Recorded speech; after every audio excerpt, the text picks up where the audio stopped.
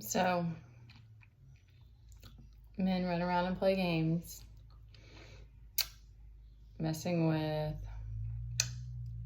our head and our hearts. And then they decide, maybe I shouldn't have done that. Maybe I shouldn't have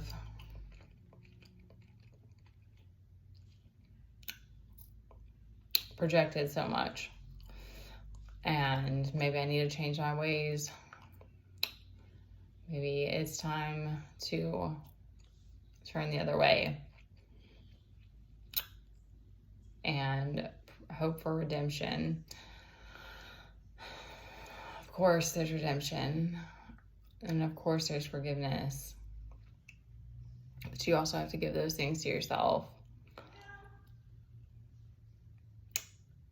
This is a game, but love is what is not a game. And I'm sure that every single one of us has learned this the hard way. But of course, the feminine in general is forgiveness. So we tend to take on more. Depending, there's some women in karmic energy too, and I've been in a manipulative energy before, and was even like, what is the word? Not really privy to it, or just was very nonchalant about it. I thought it was a game too. Until you have to start facing the scars and everything like that, and of course, when you actually do fall into a serious heartbreak, so I'm getting that there's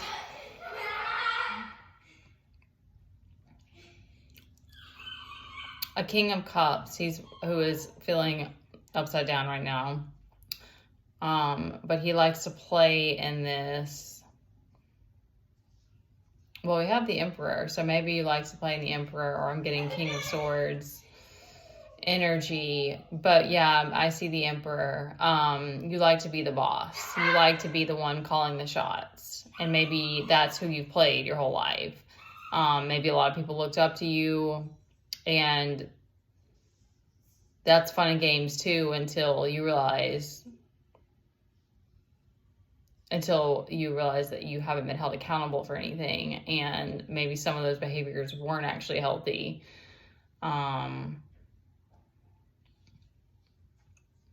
Depending, that's a hypothetical.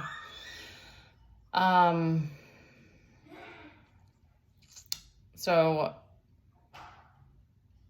there's a Queen of Cups, or the feminine is feeling in her creative power right now.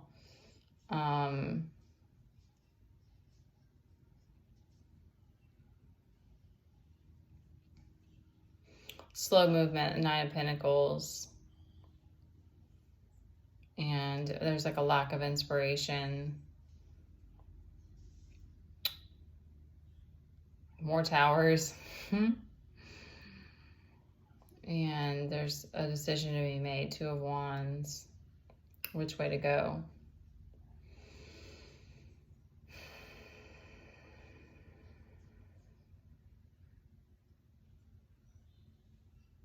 You feel like you've lost a gift. The Ace of Pentacles reversed. I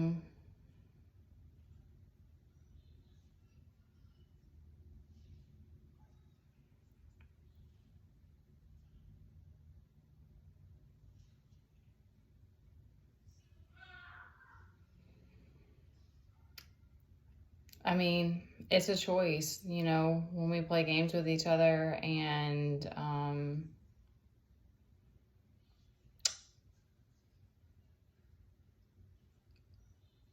we definitely need, I think, I don't like the term forgive and forget, but like, forgive and let go. Let's use that term. I like this way that sounds better. It just seems to fit better.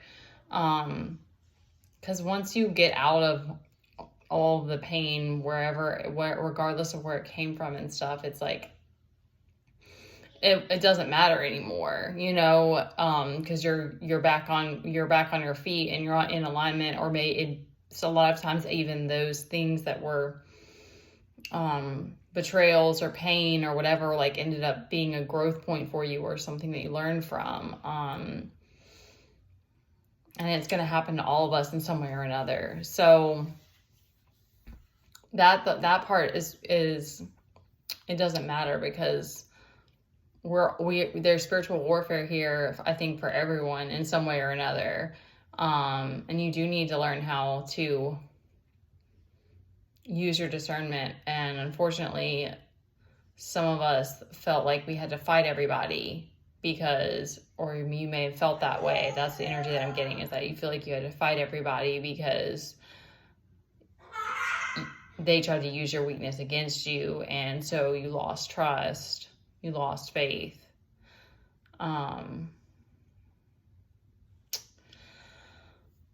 But there's hope. There's a very strong, good energy underneath all of this.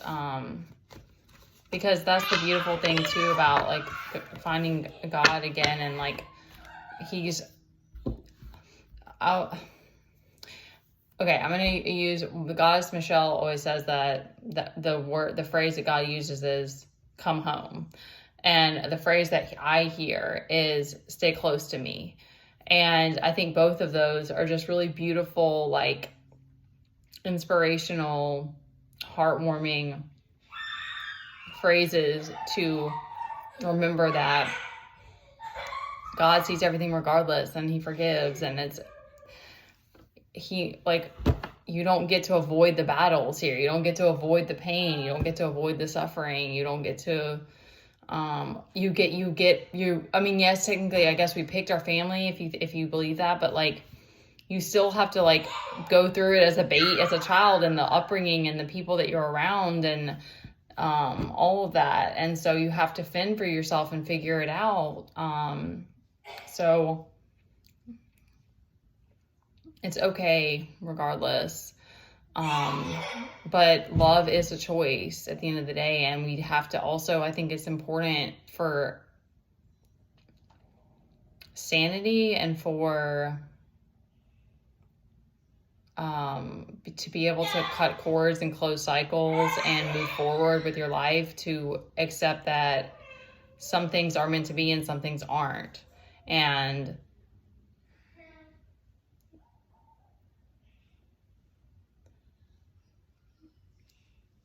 not everyone, how do I word this?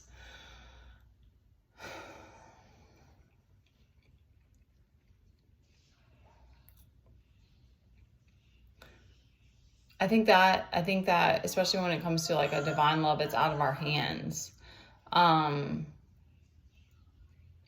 Because I think that we decided that before we came here. So if it's meant to happen, it's going to happen. And if it's not meant to happen, then that was a lesson. And sometimes it's the most painful lesson. I've had a lot of crazy experiences with love, or what I hoped was love. But all of it taught me to love myself more and to go to God. And that's really the way to go to find love, is to go to him first and to allow him to bring that person in when it's the right time. And when I've done enough work on myself, it's you get to that place where it's just I don't want to have a person if it's not the right time. It's not worth it, because relationships are so insane. And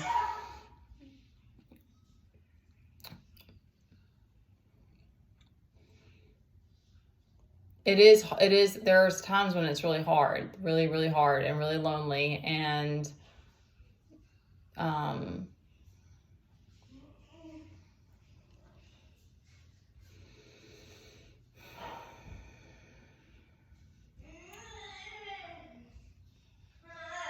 I'm losing the words now.